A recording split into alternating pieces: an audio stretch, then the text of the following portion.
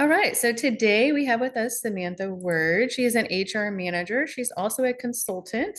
So she has a very wide perspective on HR from a generalist view and also from a consulting perspective. So she has her MBA. She's also a certified HR professional with her SHRM-SCP. So welcome to the podcast, Samantha. Thank you for having me. So tell us a little bit about your education, your experience, how you got into this wonderful world Yeah. of HR, your career. I know we met at A&M San Antonio. We reconnected last year at a conference. So just tell us a little bit about yourself. Yeah, so I actually got into the HR field because of my mom. My mom was a relocation specialist. I was fascinated by the work that she did serving people. And she kind of told me, like, you know what, you have a pretty good personality to take on a role like that. So Mhm. I started actually at San Antonio College, did the 2+2 program, and then made my way over to A&M San Antonio to get my bachelor's. Stayed there, didn't even take a break. I was like, love this school so much, gonna continue in to get my MBA. I finished with my MBA in 2016, and have been working in HR for the past 10 years.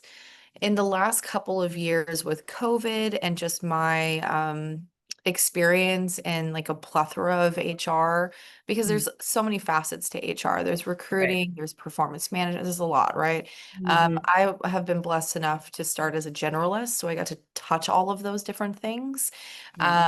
And so with COVID, it provided a unique opportunity for me to start building on my own consulting. And so I can approach organizations and do some HR professional work for them Mhm. at my own, with my own standards and means. So yeah. Yeah, that's great. And I guess the certification really helps you kind of open the door Oh, and kind of provide absolutely. that legitimacy for your Yeah, client.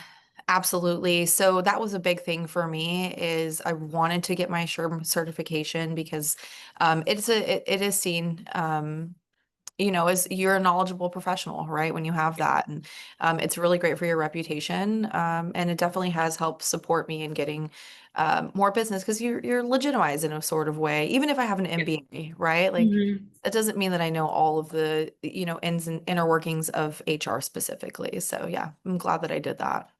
Yeah, MBA is a very generalist degree. And so then having that certification really helps the focus and like, hey, I'm also specialized in HR specifically, but I have the business acumen of an MBA. Yes, So, yeah. yes, which I highly encourage if you're going into the world, corporate setting is the Mhm. MBA has done a number for me as far as building my reputation, my brand. Mhm. Okay, Absolutely. perfect. Well, what strategies do you use to kind of build that trust as you're working with clients or even leadership as an HR manager? Yeah. Listening is super important, right? Getting to know people, getting to understand what the business needs are so incredibly important. I think the biggest learning lesson that I've had from just observations of new entries into the organization, Mhm. and myself joining new organizations is just not jumping in and making decisions and not taking consideration of people's perspectives and their Mhm. work history and Mhm. the uniqueness of organizations. So the Culture, right? Yeah, the it's going to be culture, different. Yeah. right? Like you see people jump in, like we need to do it this way. We need to. It's like no, let's take a step back. Let's listen a little bit. Let's understand the needs of the business Yeah. before we go in and assess like what we think is the best way. Mhm. That alone has really helped me significantly as it comes to building that credibility, Mhm. especially with leadership. Yeah. Want to know that you're coming in, you're assessing the situation, and you're not just making assumptions. Mhm. From a remote standpoint, right? Because Yeah. when we're in a remote world at this point, the biggest thing for me was getting to know people in person. Well, it sounds Mhm. crazy, right? But Yeah. Whoa. Hang so on there. crazy. Yeah, I know. It's wild. Yeah. But actually physically meeting the individuals that I serve Yeah. done a number for me because then you have more opportunities for hallway conversations when you get to meet people in person. As Yeah. opposed to working remote, you don't have that opportunity to you pass by and you're going to get a water or whatever it is to get to know people a little bit closer.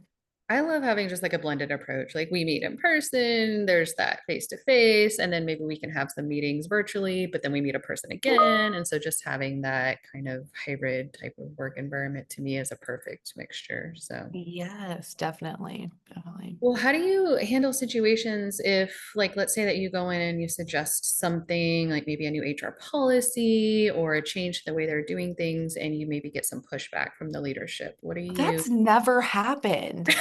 I'm just never? kidding. Are you kidding me? It's all the time. You get pushback Yeah, all the time, right? yeah, Because people don't always understand, right? So you have to speak their language a bit. You have to understand what's important to them. For example, if you have a CEO who is really concerned with the bottom line and financial impact, you're going to approach it from a financial impact perspective, right? Like, yeah, hey, financially, here are the things that it's going to serve for the business. yeah. And that's just, I've always tailored it to the needs of that individual and Mhm. spoken their language a little bit more. Yeah. Because it's really easy to come in as an HR professional and say, well, it's illegal to do this. And you shouldn't be.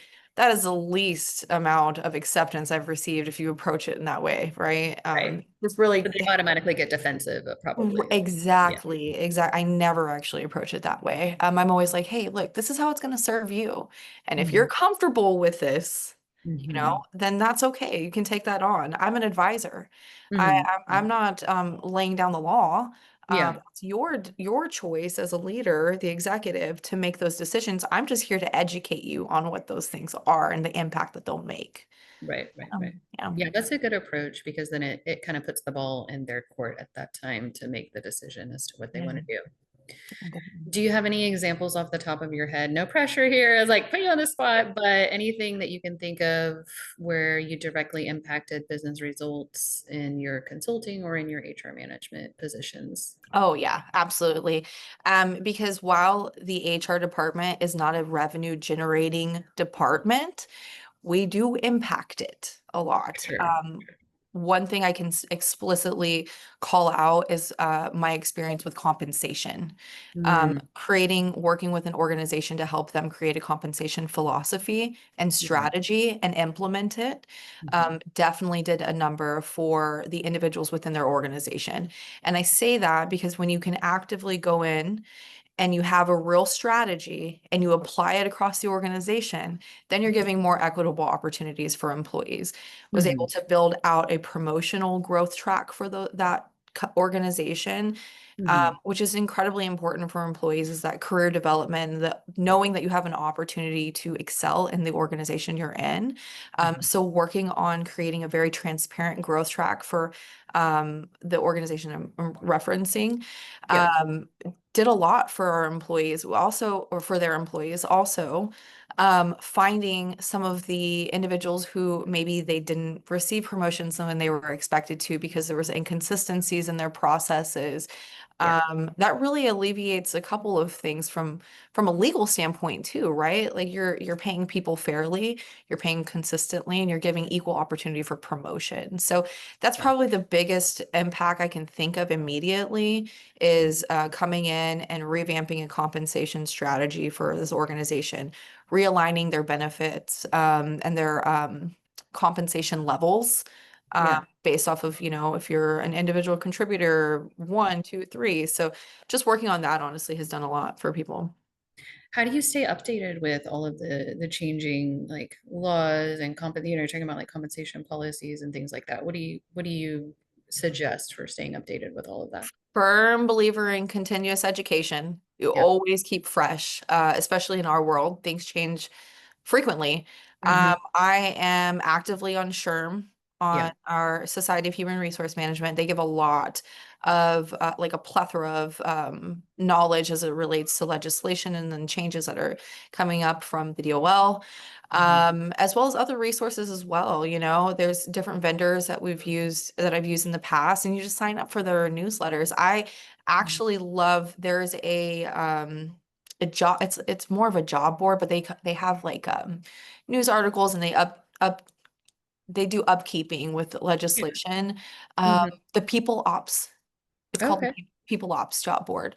Okay. If you I'll have go to in look. there and you look at their website, fantastic. That Chart Hop. is the organization that leads it, but they do a separate kind of newsletter of sorts. And so I signed up for that, and just to keep fresh, right? In addition, right, like go to webinars, go to sessions. With the SHRM SCP, you have to keep up with those things with credits. So Mhm. it's always very important. I encourage everybody to, just because you graduate does not mean you know it all, and that's it. It stops there. Never stop learning. Yeah, never stop Never learning. stops. Yeah. Yeah. I agree 100%. Yeah. So let's move a little bit into talent acquisition more specifically. So, what are some of your favorite questions that you like to ask candidates? What are some questions that you feel are good for candidates to ask you, as far as, you always end typically an interviewer will end the question, what do you have any questions for me? So is there something that sticks out as far as, wow, that's a really good question that a candidate asked me? Yeah, really asking about the culture of the organization, asking what, if a candidate's asking me, what are the leadership styles within the organization? What are your goals? What are the Hmm. organizational goals for the next 3 months? How about for a year? Right? That makes me think like, okay, you're really thinking about the organization as a whole and not just your role. Hmm. In addition, behavioral questions, right? I personally love to ask those behavioral questions. How do you respond in a situation like this, right? Give me a time that you've had to deal with a difficult employee. What did you do? Um, Hmm. very simple questions, but it tells a lot of how people will, like, what the steps they'll take Yeah. to address certain things. One of my favorite questions that I was ever asked before Mhm. was list a rule that you broke for the better of the organization. And I thought that was a really interesting question as a rule follower to Yeah, have. yeah, yeah. I'd be like, Oh my gosh. Yeah, but it puts you on the spot a bit, and you really have to think about like, okay, where have I gone? Yeah, It's black and white, but like sometimes we do have to push it a little bit because rules, they're it's okay to change yeah. if they need to be Sometimes they changed. were like policies Oh, that were yeah. created 20 years ago and just haven't been updated. Exactly, exactly. So that one I thought was fascinating, just being in an HR role, right? Yeah. And we set the tone, we set policies, we set rules. I Right. thought that was really interesting. Yeah. Are there any red flags? Like if somebody says something, you automatically go, okay, they're off my list. Or just kind of tell me about if there's anything that somebody's ever said that you're like, okay, immediately no. Well, I have a funny one for you if you Yeah, want. yeah, yeah. I mean, I've done this for a long time, right? Yeah, Recruiting. So you get a lot of different characters. of course. There was one question I asked an employee or a candidate, Um, and it was, what was your experience working with your former boss? Like, well, how that's how also did a you? tricky one. Yeah. Mhm. Yeah, a little tricky. He said, "Well, I no longer work there because I punched him in the face," and that Oh, I'm assuming you didn't hire this. we did not hire that person. Anything that relates to violence, Yeah. threats in the workplace, we're obviously going to go hard pass on that. But you know what I would say? Inconsistencies, and when you find inconsistencies of what someone's sharing with you versus kind of what's on their resume. I Mhm. had an individual who tell me he worked for an organization for 7 years. His Mhm. resume said 3. So I'm like, Hmm. what is going on here? And it's Either like, you haven't updated or yes. right. Or you Mhm. can't keep up with your lies is the Which thing. tells me you're disorganized, and yeah, there's a lot Yeah. of implications, I guess, that go into that. Yeah. So I think that's it, honestly. Okay. What about identifying the high performing employees that have already been hired? So are there any strategies for because you had mentioned earlier, developing employees and making sure, and especially with the new generation in the workplace, they want more than just compensation. They want opportunities for development and promotions and things like that. So how do you identify them to be able to offer these types of opportunities? Yeah, one, I definitely think tools are really great resources to use when you're trying to measure performance. Mhm. If you come out with a set of actionable items for a person and they achieve all of those things, it tells you a lot, right? Within Mhm. whatever time frame it is. I'm a firm believer of goal setting, writing Yeah. it down. If you can't measure it, right, it doesn't matter. Mhm. So Right. Yes. that We got to be able to that's measure it. Mhm. yeah, that's like the biggest thing for me is if we have goals and we have performance indicators, KPIs, if you will, Yeah. that will tell you from a very clean standpoint, who is performing at the level and who's not, but also having those conversations with employees, making sure it's like a holistic performance discussion with employees and actively playing a role with those individuals to see, okay, they're hitting it here, they're hitting it here, but they're struggling here. Let's figure out why. Yeah. And understanding that really helps when you're kind of trying to guide an employee, whether it's they want to excel and be a team leader, or if they're really just good with being an individual contributor, but they want to be promoted, right? That gives you an idea of where their tracks are. I've previously used a tool called Lattice that Okay. I was gonna gives ask you, you what tools do you use? Yeah. Mhm. I absolutely love Lattice, and it Okay. gives you individual tracks for every single employee. You have to go and you have to build them out, but Mhm. they're fantastic because it tells you like, okay, here are the competencies you need to achieve in order Right. to get to this next level. And then it's a fair playing ground for people. It's either you achieve it or you don't. Um, They know what the expectations are, what the goal exactly. is, what the timeline is, so that they Exactly. know, like they can set their own personal goals. Yeah, and then you obviously you tie those incentives with their performance, of course. Mhm. And I would say that it is a two-way street. I think a lot of times we think the onus is always on the employee to Mhm. do and perform and be, but there's just as much onus on the leader to ensure that they're properly guiding that employee in the right direction. Not to Mhm. say they have to hold hands, but you have to be involved and engaged, right? To Yeah. understand if your employee is actually performing well or not. So it sounds like there's a lot of consistency in what you're saying with how you deal with clients, which was listening to them and what their needs are, and then also how you deal with employees, listening to them and understanding what their needs are. So I like that those are paralleled in your management style and your approach to HR. So what about Absolutely. AI? How has tech really changed? I know you talked about some of the tools that you're using. Are there other ways that you're using AI? Ugh, AI, okay, hear me out. Everyone is like, oh, I'm so scared. Ah, it's terrifying. I love it. I love the fact that we have this opportunity to automate some of those administrative things, obviously vet them out. I think that's where my concerns come in is not properly vetting the data that you're spewing out into your teams. Pulling just straight from Chat GPT and sending it out is not always the best move. It's not the Right. best move, especially when you're looking at stuff like, I don't know, compensation benchmarks. Mhm. Most of those are outdated. If you're using a free AI tool, it's pulling data from a year previously or 2 years previously. We know comp changes regularly, and we at least look at it on an annual basis, right? Mhm. So if you're pulling old data and it's not applicable, you're probably not doing great for your business. Right. So I would say that's the caution that I put around it, but I think it's a fantastic tool Yeah. to work more effectively and more efficiently. If I Mhm. need to, if I need a template for something, I don't have it built out. Hey, get me a template for performance improvement plans. Mhm. Easily Mhm. gives you a template. You can pull whatever you need to and adjust it, but that's Yeah. just like half of the administrative work that I didn't have to do, which I definitely had to do previously because Right. we've both lived in a time where AI was not in existence. So we know what Yeah. it's like, Yeah. right? Yeah. Yeah. And it's nice to make it less of your time focused on administrative type HR duties and more on strategy or the Yeah. consulting part or the advising part that you're, like you had mentioned earlier, as an advisor for managers. So definitely, I think helps in our industry in particular, helps move us into a more strategic role. So, Oh yeah, for sure. I will say that I always have concern of, how much we lean on it and rely on it. mhm. You can quickly just constantly go to Chat GPT and put things in, and then you find yourself like, how do I write an email? Yeah. So that I caution with students is make sure you're doing the work.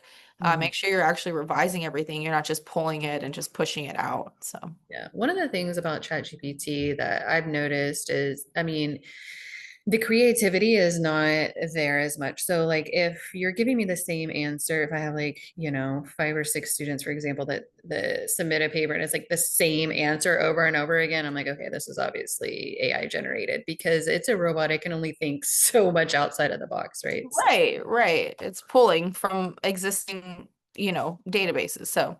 Yeah. Exactly. Yeah. If it's all the same, then it's all the same. Yeah. So if you think about like how to give yourself a competitive advantage on the job market, it's like what are you offering that's actually different and new and that I can't just go do a chat GPT search on, right? So Correct. Correct. all right, so just to kind of wrap it all up, what is the best career advice you've ever gotten? What do you think that the next generation of HR professionals really need in order to be successful in this industry? Absolutely. Two things I would say career advice wise. I mean, I've received a lot of pretty nominal advice. But two things have stuck with me in the last 10 years. One of them I learned early on in my career, and it was stop taking it personal. Don't Mhm, take it personal. mhm, Work mhm. is work. You do the work. That's okay. Yeah, Right? I understand we're at our jobs all the time. I get that. And so it can it's be part of easy. our identity, right? Yeah, it can be easy to take it a little sensitively to things, but business is business, and Yeah, we're all here to operate and do a good job. right. Um, I had a situation happen, and I was like, I don't know why he's being so mean to me, you know? At the time, I was pretty new Yeah, into my career, yeah, and a close like peer of mine was like, dude, it's not about you. It's not about right. you. Don't take it personal. I That find one, that, not to interrupt you, but like with job interviews, especially when students are on the job market and they're like, nobody's calling me back. I'm like, don't take it personal. Just keep sending resumes out. If you want the job and you're qualified, keep, because sometimes like the applicant tracking system will knock you out. People get, like you said, very sensitive about it. They didn't even yeah. read my resume. They just kicked it out. And it's like, it's not personal. Just tailor it to where, you get past these initial hurdles and things like that. But go ahead, keep going. Yeah, no, and that's a really great example, because I've been on that receiving end, right? Like I was, 6 steps into an interview process, and then I got ghosted. I'm like, what is going on here? Guess Yeah. what happened? That recruiter exited the business. So it Mm-hmm. just You cleared. just don't know necessarily what's going on back there. No. No, yeah. So it does happen. And also, as somebody who has actively played the role of a recruiter before, Mhm. sometimes you get 13,000 job applications, and it's just as one human, Yeah, can't do it all. You can't. yeah, yeah. The other piece of advice that I received that I hold close to me is don't assume that everyone knows what you know. Mm-hmm. Because we go into, like, for me, right, like we go into HR, um I-9s, for example. It's Yeah. like, how can this employee not know how to fill out an I-9, right? But it's like Mhm. that's not her job or their job to do that on a consistent basis, to make sure everything is accurately filled out of a, Yeah. a document that you see on a very regular basis. So that was one that stuck with me a bit too, of like, don't assume people know what you know. It allows you, when you have that in the back of your mind, to gain a little bit more patience when you're dealing with some challenging situations. Mm-hmm. Mm-hmm. Yeah. Yeah, I love that. All right. Well, thank you so much for your time today. I know you're busy with all of your roles and everything that you have going on. So I really appreciate your time and we will talk again soon. Yeah, absolutely. Thank you. It was a pleasure being here. All right. See ya. 36 is we want.